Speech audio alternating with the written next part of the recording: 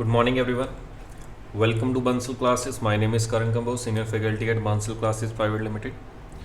शुरू करते हैं आज का टॉपिक। आज के टॉपिक में हम एक अलग वैरायटी के क्वेश्चंस करेंगे। सबसे पहले बता देता हूँ कि उस क्वेश्चन में होगा क्या।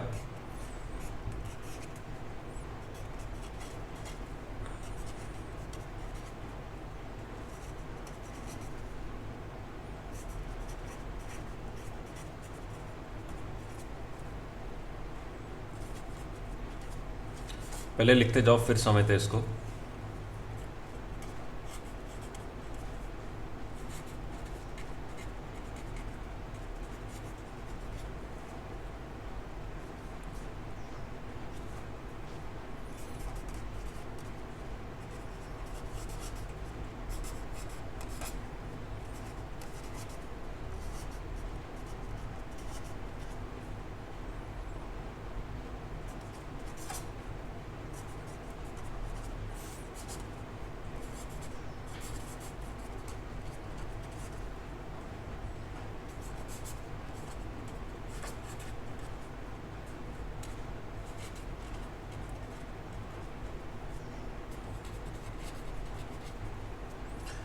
इफ टू साइन, यहाँ पे और कर लो, इफ टू साइन और two cosine are given in the denominator, या तो डिनोमिनेटर में दो साइन गिवन हो या दो कोसाइन गिवन हो।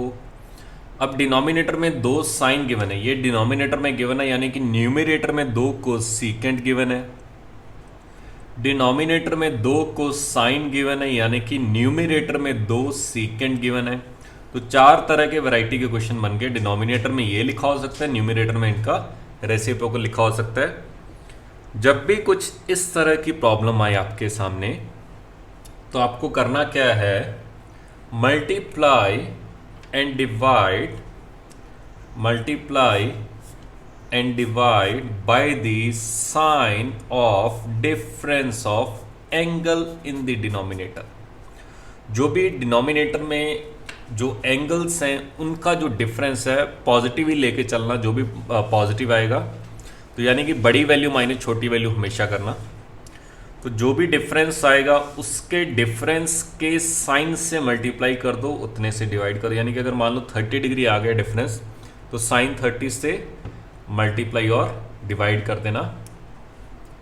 एग्जाम्पल जैसे क्वेश्चन कैसे आएंगे, जैसे समथिंग अपॉन 1 अपॉन जैसे कॉस ए कॉस बी। तो ये क्या है, cos A cos B, cos cos लिखा हुआ है। तो इनका डिफरेंस क्या है, ए माइनस बी। तो sine of A minus B से मल्टीप्लाई कर देना, sine of A minus B से डिवाइड कर देना। जैसे 1 upon sine A sine B, तो इनका डिफरेंस क्या है, ए माइनस बी। इनको भी साइन से मल्टीप्लाई करना है।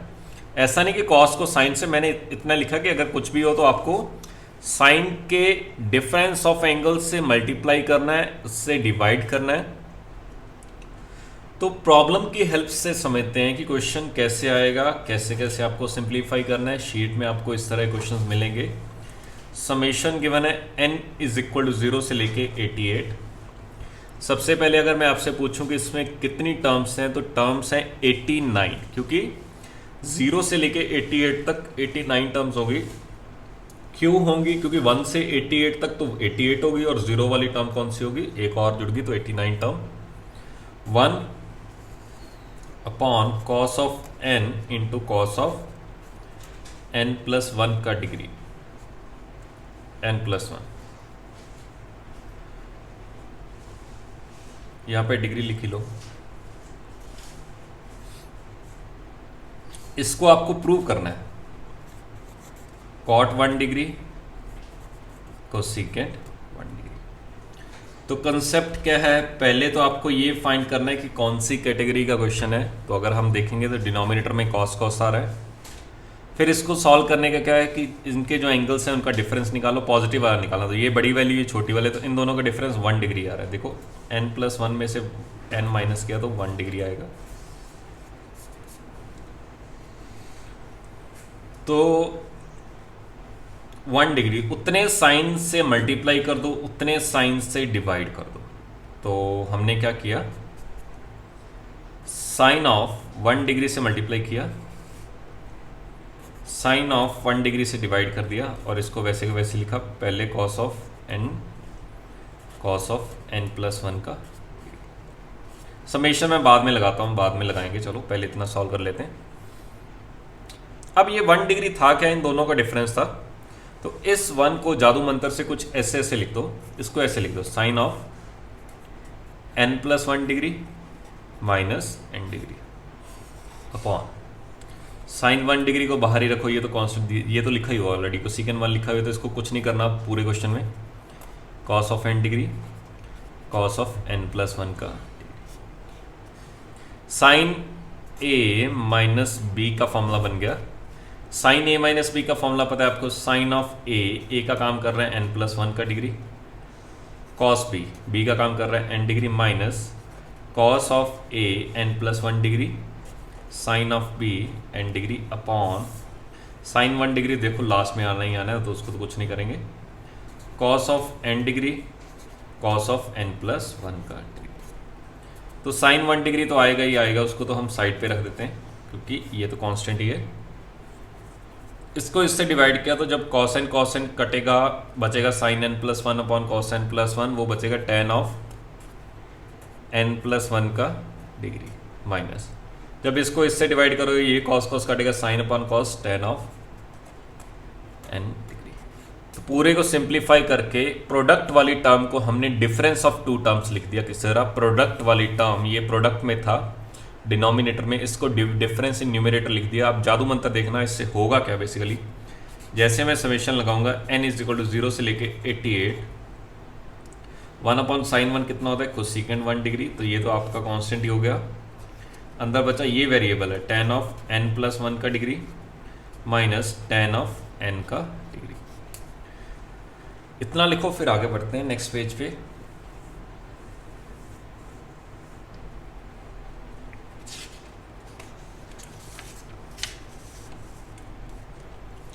दोबारा फिर लिख देता हूं यहाँ पे, तो ये आ गया summation n is equal to 0 से लेके 88 कोसेकेंड 1 डिग्री, तो बाहर ही आ जाएगा। अंदर हमारे पास बचा था टेन ऑफ n प्लस 1 का degree minus ten of n degree, तो ये हमारे पास आ गया कोसेकेंट ऑफ 1 डिग्री। अब देखो ये तो मैं लास्ट में मल्टीप्लाई कर दूंगा जितना भी आंसर आएगा। ये सीरीज को मैं ऐसे नहीं लिख रहा, ऐसे लिख रहा हूं, अभी आपको पता लग जाएगा क्यों लिखा मैंने ऐसे। अब इसका मतलब क्या होता है, सम होता है, ठीक है, लेकिन उससे पहले जीरो पुट करो, तो जीरो पुट करोगे ये आएगा ten of 1 degree minus ten of 0 degree, ये रहा प्लस किसका, इसका। पहले 0 पुट किया, फिर 1 पुट करूंगा, फिर 2 पुट करूंगा, 1 पुट किया तो ये बनेगा ten of 2 degree minus ten of 1 degree plus, फिर 2 पुट किया यहाँ पे, ये आएगा ten of 2 plus 1 3 degree minus ten of 2 degree. चलते गए आप करते गए होगे, आखिरी में आपने 88 पुट किया होगा। जब 88 पुट किया होगा तो यहाँ पे आया होगा 89 degree minus ten of 88 degree. तो अब आपको देखना है कि किस तरफ से टर्म्स कैंसिल हो रही हैं। तो ये टर्म हुई कैंसिल, ये भी टर्म हुई कैंसिल क्योंकि ये प्लस के साथ है, ये माइनस के साथ, उसी तरह ये भी कैंसिल होगी और कभी न कभी ये भी कैंसिल हो जाएगी। बचेगी ये टर्म और ये टर्म। अब tan 0 डिग्री तो 0 ही होता है, तो ये भी खत्म होगी एक तरह से, तो बचा गया tan 89 डिग्री। और स्टार्टिंग में क्या था, cosecant of 1 degree into tan of 89 degree. अब आप अच्छे से जानते हो कि tan 89 डिग्री कितने कॉट के इक्वल होता है, कॉट ऑफ 1 डिग्री के, क्योंकि tan of complementary angles are, tan and cot of complementary angles are same, यानी कि tan ऑफ 89 डिग्री कितना आ जाएगा, कॉट ऑफ 1 डिग्री के इक्वल। तो सबसे पहले आपको क्वेश्चन की पहचान करनी है कि क्वेश्चन किस कैटेगरी का है।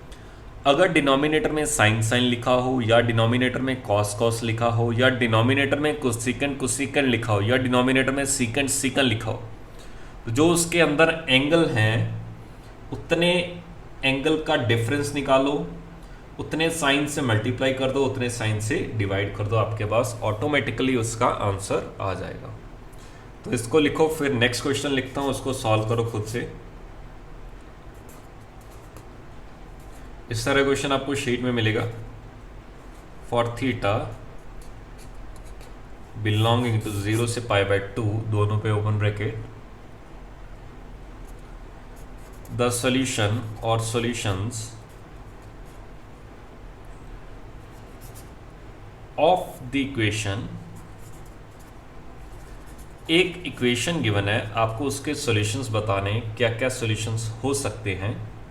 गिवन है summation m is equal to 1 से लेके 6 cosecant of theta plus m-1 π/4 cosecant of theta plus m π/4, और ये गिवन आपके पास 4√2 इज और आर, पहला ऑप्शन है π/4, दूसरा ऑप्शन है π/6, तीसरा ऑप्शन है π/12 और चौथा ऑप्शन है 5π/12। ये चार ऑप्शन गिवन है। तो फिर वही बात, कोसेकेंट कोसेकेंट आ गया, कोसेकेंट कोसेकेंट यानी कि डिनोमिनेटर में साइन साइन आ गया। इन दोनों का डिफरेंस करना है आपको, एंगल्स का डिफरेंस मैं यहाँ पे निकाल देता हूँ, बाकी क्वेश्चन हम नेक्स्ट पेज पे करेंगे। सबसे पहले हमेशा कोशिश किया करो बड़ी टर्म माइनस छोटी टर्म किया करो। अगर आप अच्छे से देखोगे कि आपको पता कैसे लगेगा इन दोनों में से बड़ी टर्म कौन सी है, छोटी टर्म कौन सी है। ये देखो m इंटू पाई है, ये m-1 इंटू पाई, तो ये कम है टर्म, ये ज़्यादा है। तो इसमें से दूसरी टर्म में से माइनस कर दी पहली टर्म, इसको ब्रैकेट में लिखना क्योंकि दो टर्म्स लिखेंगे, प्लस इसको भी साथ साथ मल्टीप्लाई कर दी ताकि टाइम खराब ना हो। इसको मैंने लिखा m π/4 माइनस π/4, तो थीटा से थीटा, m π/4 से m π/4, माइनस माइनस प्लस आ गया, तो ये आंसर आ गया प्लस ऑफ π/4। तो इन दोनों के एंगल के डिफरेंस जो आया है वो आया है हमारे पास π/4 यानी कि 45 डिग्री। तो उतने साइन से हम मल्टीप्लाई करेंगे, उतने ही साइन से डिवाइड करेंगे। लेकिन लास्ट क्वेश्चन में मैंने ऊपर वाले को ये क्या लिखा हुआ है, π/4 ही लिखा हुआ है, तो ऊपर वाले साइन को आप यही लिखोगे, ऊपर वाले π/4 की जगह ये लिख दोगे, पहला एंगल माइनस दूसरा एंगल। लेकिन नीचे आप वैसे का वैसे लिख सकते हो। तो अब अच्छे से समझना एक चीज़, मैं समेशन बाद में लगाऊंगा, पहले थोड़ा सॉल्व कर लेते हैं हम। डिनोमिनेटर में लिखा हुआ है sine of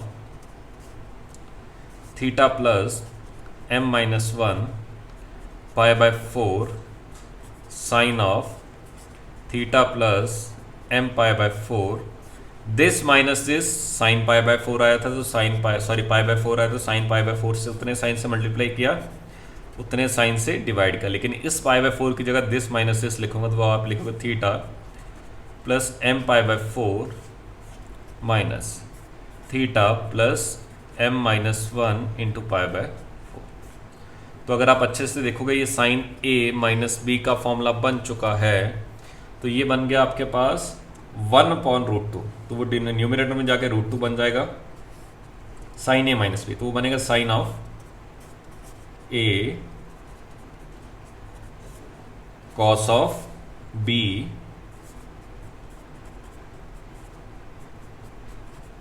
minus cos of a और sine of b upon sine of theta plus m-1 π/4 sine of theta plus m π/4। तो ये आ गया √2। जब इसको इससे डिवाइड किया होगा तो ये टर्म कटी होगी, कॉस अपॉन साइन कॉट होता है, कॉट ऑफ दिस एंगल आएगा, तो ये लिखा हुआ थीटा प्लस m-1 π/4 माइनस, इन दोनों को डिवाइड करोगे तो ये साइन कटेगा, कॉस अपॉन साइन कॉट होता है, cot of theta plus m π/4।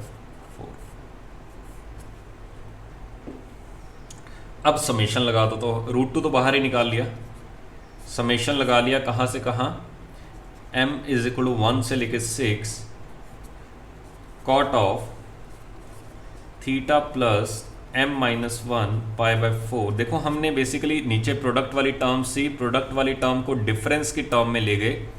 जैसे आप डिफरेंस की टर्म में लेके आओ तो चीज़ें कटती जाती हैं, सिर्फ थोड़ी सी टर्म्स बचती हैं। ये आपके पास आ गया। अब आपने m को √2 को, तो देखो जो भी आंसर आएगा आखिरी में √2 से मल्टीप्लाई कर देना। ये प्लस मैं ऐसे, फिर वैसे वही बात है, ऐसे लिख रहा हूँ सीरीज़ को ताकि आपको चीज़ें क्लियर हो जाएं। पहले अपने 1 रखा, 1 माइनस 1 0, तो ये कॉट थीटा ही आएगा। कॉट ऑफ m को रखा 1 तो m ये रहा, तो ये बचेगा theta plus pi by 4 plus 2 रखा तो 2 minus 1 1 cot of theta plus pi by 4 minus cot of theta plus 2 pi by 4। चलते गए आखिरी में 6 रखा तो ये आएगा cot of theta plus 6 minus 1 5 pi by 4 minus cot of theta plus 6 pi by 4 कितना होता है 3 पाई बाय 2। तो ये आपके पास ये आ गया। अब आपको ये देखना है कि किस तरफ से टर्म कट रही है। ये टर्म, अब की बार ये टर्म कट रही है, तो आखिरी में ये भी कटी होगी। ऊपर से पहली बची होगी, नीचे से आखिरी टर्म बची होगी। तो ये बचेगा √2 तो लिखा ही हुआ है, ये लिखा हुआ है cot theta minus 3 pi by 2, तो कॉट 10 में कन्वर्ट हो जाएगा। अच्छा 3 पाई बाय 2 प्लस थीटा, अगर आप अच्छे से देखोगे 3 पाई बाय 2 कहाँ पे आता है, 3 पाई बाय 2 यहाँ पे आता है। उसमें प्लस किया तो इस क्वाड्रेंट में है, फोर्थ में कॉट क्या होता है नेगेटिव, तो नेगेटिव पॉजिटिव बन जाएगा। तो ये आ जाएगा tan theta plus cot theta. तो ये आ गया आपके पास समेशन लगाने के बाद √2 into tan theta plus cot theta. इसकी वैल्यू आपको गिवन है, अगर आप पीछे देखोगे 4√2 गिवन है, तो आपके पास आ गया tan theta plus cot theta is equal to 4। अब अच्छे से देखना, एक चीज़ मैं काफ़ी इंपॉर्टेंट बता रहा हूँ कि tan और cot का क्वेश्चन, जब भी tan और cot का क्वेश्चन आए या tan का आए या cot का आए, उस क्वेश्चन को आपको हमेशा साइन कॉस में लेके जाना है। उस क्वेश्चन को हमेशा साइन कॉस में लेके जाना है, तभी आपके पास आंसर आएगा। तो हिंट लिख लेना लास्ट पेज पे, हिंदी में लिख लेना, जब भी tan और cot का क्वेश्चन आएगा उसको आपको हमेशा साइन कॉस में लेके जाना है। तो हमारे पास क्या था, tan theta plus cot of theta is equal to 4। tan theta को लिखा मैंने sine theta upon cos theta, इसको लिखा मैंने cos theta upon sine theta is equal to 4। आप खुद देखोगे आंसर आ जाएगा अपने आप ही। इसको किया साइन स्क्वायर थीटा, इसको कॉस स्क्वायर थीटा, वो 1 आएगा। नीचे आया sine theta cos theta is equal to 4। दोनों तरफ 2 से डिवाइड किया, क्योंकि 2 साइन मसाला कॉस मसाला कितना होता है साइन 2 थीटा, वो आ गया आपके पास 2। तो यहाँ से साइन 2 थीटा कितना आ गया 1/2। अब थीटा आपका बिलोंग कर रहा है 0 से 90, हमें 2 थीटा की बात करनी है। तो 2 थीटा कहाँ से कहाँ तक बिलोंग करेगा 0 से 180, पूरे को 2 से मल्टीप्लाई किया, तो जो भी आंसर निकालना 0 से 180 तक निकालना है। तो यहाँ से 2 थीटा कितना आएगा साइन मसाला 1/2 कब होता है, एक तो 30 डिग्री पे, एक 180 माइनस 30, 180 माइनस 30 कितना होता है 150 डिग्री। ये 2 थीटा की बात है। तो थीटा कितना आ गया θ/2, 30/2 15 डिग्री, 150/2 75 डिग्री। अब आपको अच्छे से पता होना चाहिए कि 15 डिग्री π/12 होता है, और ये कितना है 15 इंटू 5 होता है। तो इसको 5 से मल्टीप्लाई किया तो 5 π/12। तो अगर आप सिंप्लीफाई करोगे तो आपके पास जो आंसर्स आएंगे वो आएंगे 5 π/12 और 5 π/12। तो ये आपके पास सिंप्लीफाई करने के बाद आंसर आएगा। तो लिखो इसको, फिर मैं काफ़ी एक इंटरेस्टिंग एक आपको रिजल्ट बताता हूँ कि इस तरह क्वेश्चन को सीधा शॉर्टकट में कैसे करना है।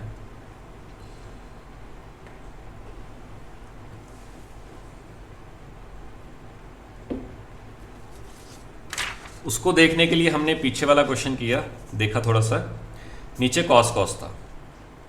तो जब भी 1 कॉस ऑफ पहला मसाला कॉस ऑफ दूसरा मसाला, मैं मान के चल रहा हूँ कि ए बी से ज़्यादा है, ठीक है, मैं मान के चल रहा हूँ कि ए बी से ज़्यादा है, तो जो भी a माइनस बी आएगा वो पॉजिटिव आएगा, ठीक है। तो ये मान के चल रहा हूँ। तो आपको हमेशा पहला एंगल, एक एंगल बड़ा लेना है, एक एंगल छोटा, बड़े वाला एंगल माइनस छोटू वाला एंगल करना है आपको। आपने सिंप्लीफाई करते गए आखिरी में आपके पास आंसर क्या आया, आखिरी में आंसर आपके पास ये आया और उसके साथ ये आया। तो जो भी आपके पास आता है यहां पे तो cosecant of A minus B आएगा ही आएगा, कोसेकेंट ऑफ बड़े वाला एंगल माइनस छोटे वाला एंगल आएगा ही आएगा। जब आपने डिनोमिनेटर में कॉस कॉस था तो आंसर क्या था, टेन माइनस टेन। ये बड़ा एंगल है, एन प्लस वन है, ये एन है, तो आपके पास हमेशा टेन ऑफ बड़ा एंगल माइनस टेन ऑफ छोटू वाला एंगल आएगा।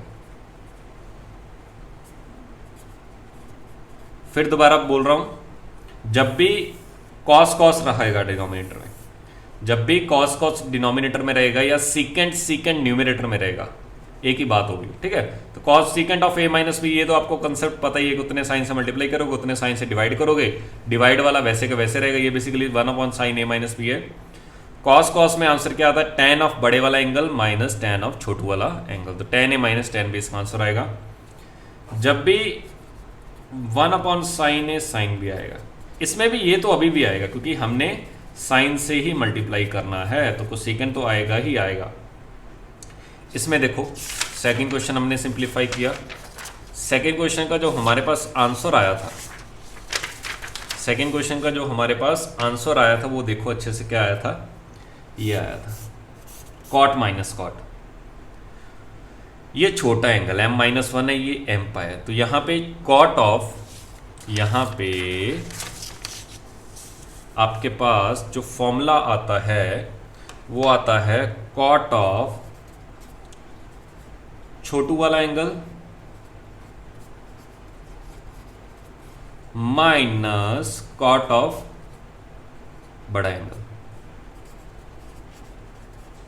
ये आपके सामने लिखा होना चाहिए, कम से कम 1 मंथ तक लिखा होना चाहिए, ताकि आपको, क्योंकि ये आने वाले टाइम में बाकी चैप्टर्स में भी आएगी चीजें, ये आने वाले टाइम में बाकी चैप्टर्स में भी आएंगी, तो बजाय इतना टाइम खराब करने के हम टाइम नहीं खराब करेंगे, हम डायरेक्टली उसको सिंप्लीफाई करेंगे।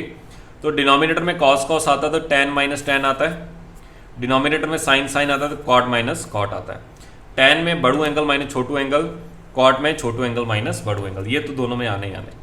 तो अब हम डायरेक्टली इसको मैं लिखा करूंगा, तो एक बार अच्छे से समझ लो, कोई भी डाउट हो तो मेरे से पूछ लेना आप।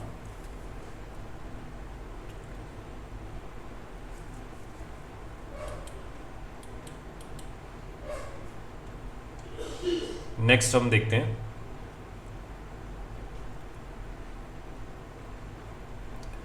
एक और काफी इंटरेस्टिंग क्वेश्चन आ रहा है,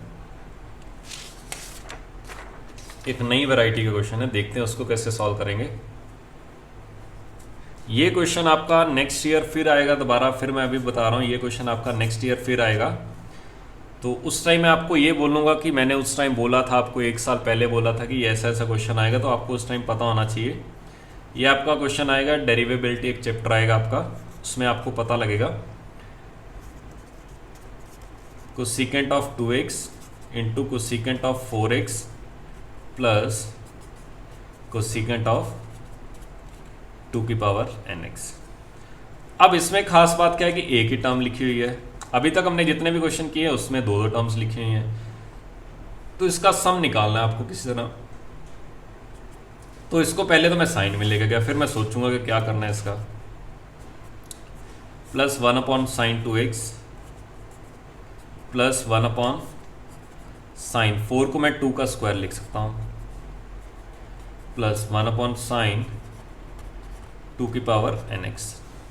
अब इन सभी क्वेश्चंस में खास, इन सभी टर्म्स में खास बात क्या है, जीपी चल रही है। देखो जीपी का मतलब क्या था, इसको 2 से मल्टीप्लाई किया ये बन जाएगा, इसको 2 से मल्टीप्लाई किया, कॉमन रेशियो सेम होना चाहिए। एपी का मतलब क्या होता है, कॉमन डिफरेंस सेम होना चाहिए। जीपी का मतलब क्या होता है, कॉमन रेशियो सेम होना चाहिए। हो सकता है आपको इतना सा आइडिया हो, अगर आइडिया नहीं भी है कोई प्रॉब्लम नहीं है, पूरे का पूरा चैप्टर आएगा सीक्वेंस एंड प्रोग्रेशन, उसमें हम काफ़ी डेप्थ में पढ़ेंगे, काफ़ी चीज़ें पढ़ेंगे, तो उसमें भी आइडिया लग जाएगा, लेकिन अभी थोड़ा थोड़ा आइडिया होना चाहिए। जैसे इसको 2 से मल्टीप्लाई करते गए ये आता गया आपके पास, अब इसके हाफ से इसके हाफ से इसके हाफ से मल्टीप्लाई और डिवाइड करते जाओ, तो इसको, इसका हाफ क्या होगा, कंसेप्ट सीख लेना कि है क्या, साइन ऑफ x बाई 2 से मल्टीप्लाई किया, साइन ऑफ x बाई 2 से डिवाइड किया, इसका हाफ क्या होगा, sine of x, sine of x, अभी देखना जादू मंत्र आपको दिखे, इसका हाफ क्या होगा, sine of 2x, sign of 2x, देखो पावर एक कम होगी इससे, इसका हाफ इसकी कम होगी, इसका हाफ इसकी कम होगी, जब इसका हाफ करोगे तो वो बनेगा साइन ऑफ 2 की पावर n था तो n माइनस 1x साइन 2 की पावर n माइनस 1x।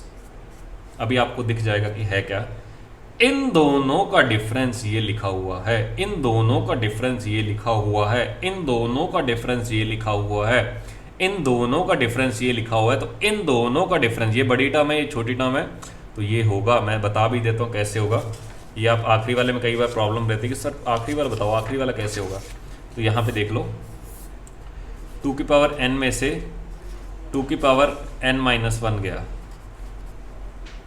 2 की पावर n में से 2 की पावर n माइनस 1 गया, तो आपको ऐसा लगता है कि सर ये कैसे आ जाएगा, इसका आंसर तो 2 नहीं आना चाहिए, काफ़ी बार प्रॉब्लम रहती है। तो इन दोनों में से कॉमन आ गया 2 की पावर n माइनस 1। अच्छा, जितनी पावर कॉमन निकालते हो उतने से अंदर डिवाइड करना पड़ता है या उतनी पावर माइनस करनी पड़ती है, तो इसमें से n में से n माइनस 1 गया, n में से n माइनस 1 गया तो 1 आएगा, तो ये आएगा 2 माइनस 1, ये तो पूरी कॉमन ही आ गई, तो ये तो 1 बचेगा, इसमें से इस पूरे में से ये पावर कॉमन निकाल ली, तो ये आपके पास 2 बचेगा, तो ये आ गया 2 की पावर n माइनस 1। तो ये आपके पास इन दोनों का डिफरेंस कितना आता है, देखने में लग नहीं रहा कि इन दोनों का डिफरेंस ये आना चाहिए, लेकिन यही आता है, तो ध्यान रखना है इसमें। अब ऊपर वाले को जादू मंत्र से मैंने क्या लिख दिया, x minus x by 2 upon sine x sine of x by 2। मैं चाहता तो यहाँ पे भी डायरेक्टली कर सकता था, इसको ऊपर वाले x को मैंने क्या लिख दिया 2x माइनस एक्स, नीचे वाले का डिफरेंस लिखना होता है बेसिकली, उसके बाद अपने आप आपके पास डिफरेंस आ जाएगा sign 2x sign x plus चलते गए फिर मैंने आखिरी वाले को लिखा साइन 2 की पावर nx माइनस 2 की power n minus 1x upon sine 2 की पावर nx इंटू साइन 2 की पावर n माइनस 1। अब हमारा वो फॉर्मूला याद आएगा कि जब भी डिनोमिनेटर में साइन साइन रहता है, जब भी डिनोमिनेटर में पहले तो ये आता है, लेकिन इसमें ये नहीं आएगा, इसमें ये नहीं आएगा क्योंकि जो मैंने डिवाइड किया था जितने से वो क्वेश्चन के अंदर ही चला गया, जिससे मैंने डिवाइड किया था वो क्वेश्चन के अंदर ही चला गया, वो फॉर्मूले के अंदर ही चला गया, तो अब की बार ये तो नहीं आएगा, एटलीस्ट ये तब आएगा जब दोनों टर्म्स लिखी हों, ये तब आएगा जब दोनों टर्म्स, लेकिन इसमें ऑलरेडी एक ही टर्म लिखी थी सभी जगह, ब्लू वाली टर्म लिखी थी, रेड तो हमने मल्टीप्लाई डिवाइड किए। अब इसका आंसर आता है कॉट ऑफ बड़े वाला एंगल माइनस कॉट ऑफ छोटे वाला एंगल, इसका आंसर आता है कॉट ऑफ बड़ा एंगल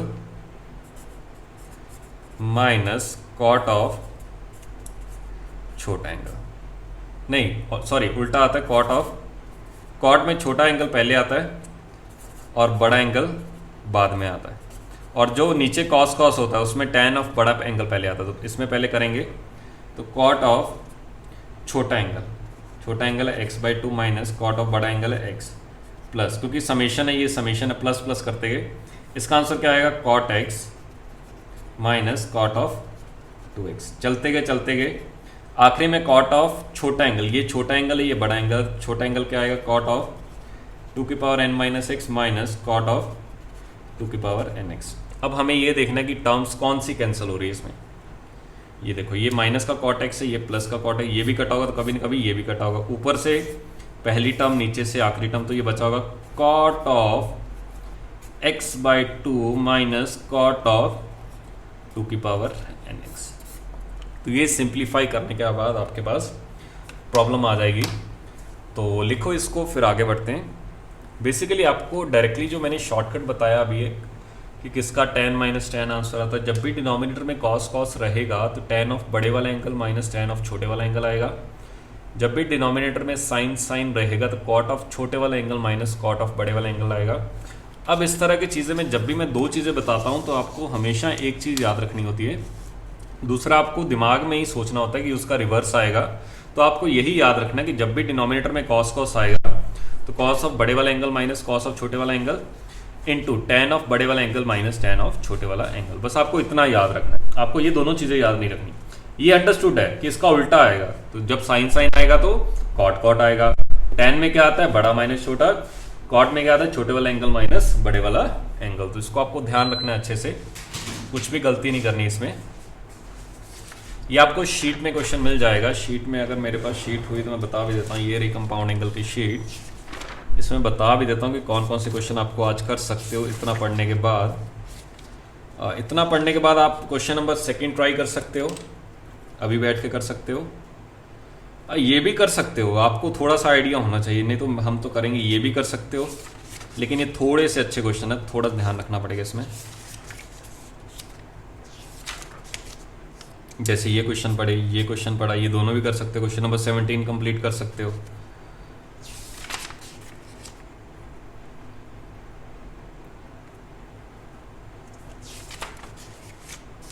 ये भी कर सकते हो। एक्सरसाइज 3 में बी का पार्ट क्वेश्चन नंबर 11 कर सकते हो आप। ये भी देखो क्वेश्चन नंबर 7 डायरेक्टली आईआईटी में क्वेश्चन आए हुए हैं ये, इस तरह क्वेश्चन।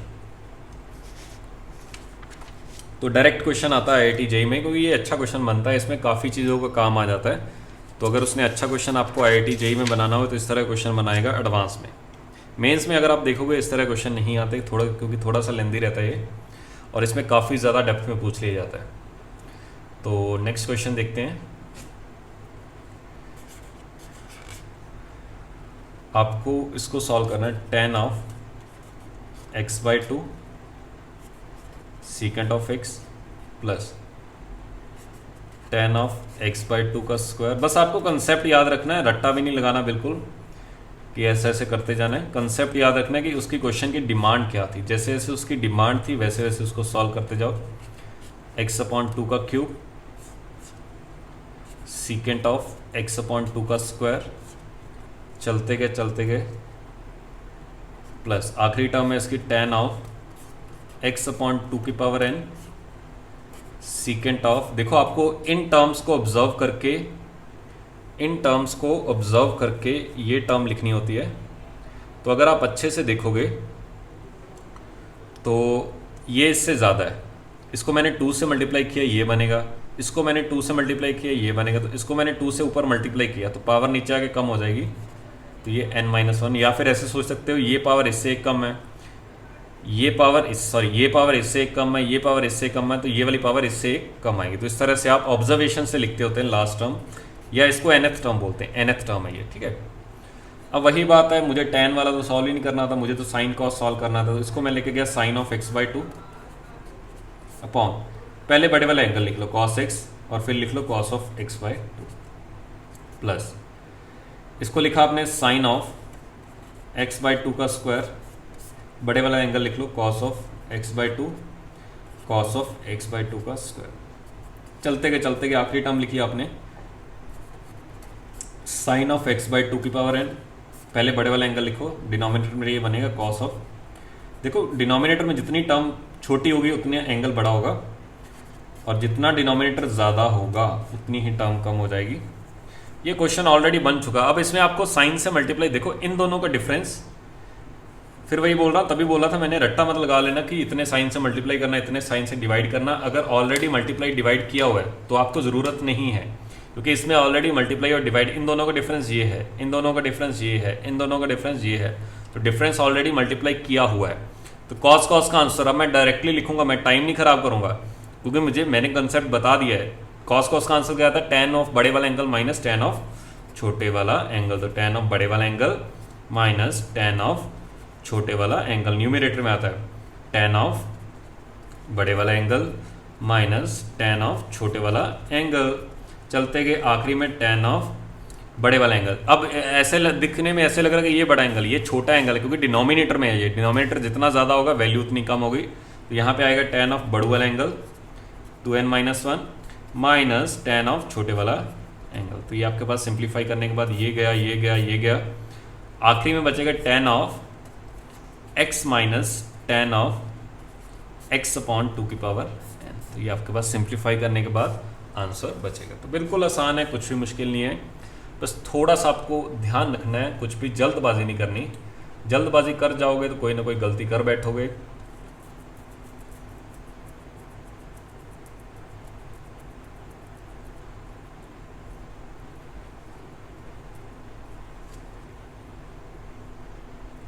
ये करने के बाद सभी बच्चे नेक्स्ट क्वेश्चन ट्राई करो।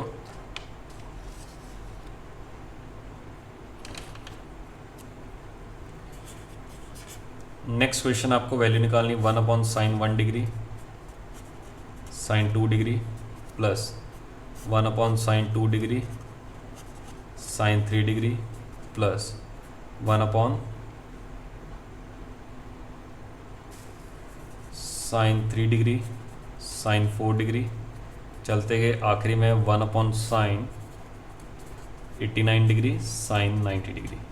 तो क्वेश्चन क्लियर है। इन दोनों का डिफरेंस कितना है 1, इन दोनों का डिफरेंस कितना है 1, इन दोनों का डिफरेंस कितना है 1। तो साइन 1 से मल्टीप्लाई कर दिया और साइन 1 से डिवाइड कर दिया। तो साइन 1 से मल्टीप्लाई कर दिया पूरे क्वेश्चन को,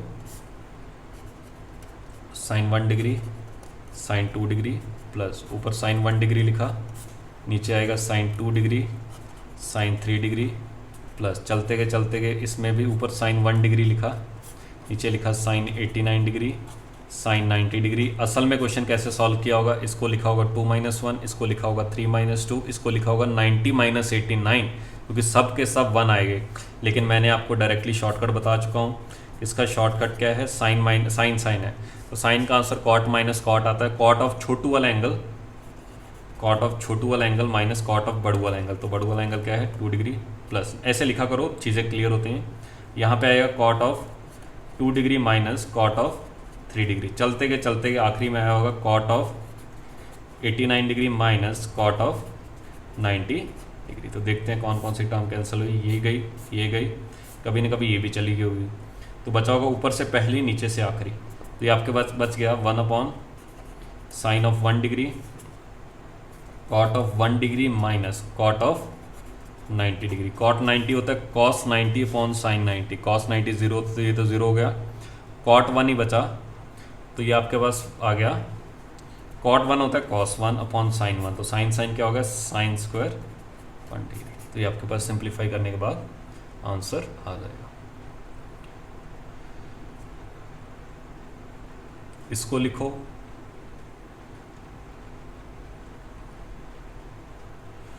फिर आज के लिए इतना ही काफ़ी है। मैं 2 क्वेश्चंस अभी के लिए होमवर्क दे रहा हूँ आपको, बाद में नहीं करना, अभी करना है इन दोनों क्वेश्चंस को। आंसर भी लिख रहा हूँ, दोनों क्वेश्चन अभी कर लोगे तो ये कंसेप्ट आपका हमेशा के लिए, पूरी ज़िंदगी भर के लिए क्लियर हो जाएगा, कभी भी आपको प्रॉब्लम नहीं आएगी। tan 2 degree upon cos of 2 का स्क्वायर, ये डिग्री मत लिखो,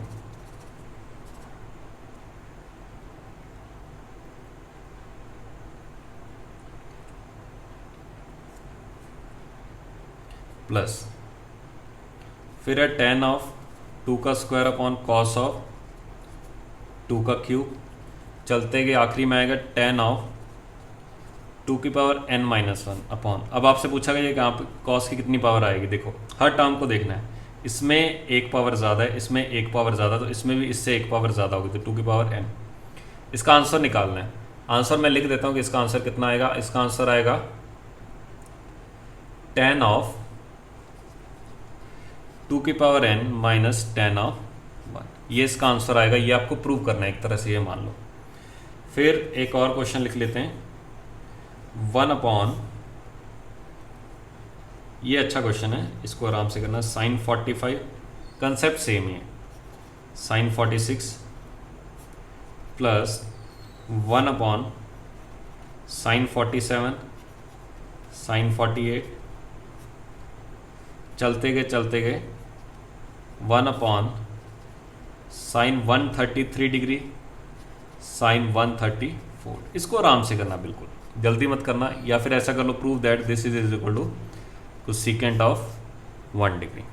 तो ये क्वेश्चन काफ़ी अच्छे क्वेश्चन है, दोनों के दोनों क्वेश्चन आपका अभी के लिए होमवर्क रहेगा, अभी के लिए होमवर्क रहेगा। ये नहीं सोचना कि मैं बाद में करता रहूँगा। जैसे आपका लेक्चर कंप्लीट हो, साथ के साथ कम से कम 15 मिनट्स इन दोनों पे लगाने, आपको सही आंसर निकालना है। अब वो आप पे डिपेंड है कि जितनी जल्दी आप कर सकते हो उतनी जल्दी करो, कोई प्रॉब्लम नहीं है। तो मिलते हैं नेक्स्ट क्लास में। जो मैंने शीट में क्वेश्चन मार्क करवाए हैं वो भी आपको अभी बैठ के सॉल्व करने हैं, और आपको कोई भी डाउट्स रहे तो आप पूछ सकते हो। बाकी हम मिलते हैं नेक्स्ट क्लास में। Thank you so much.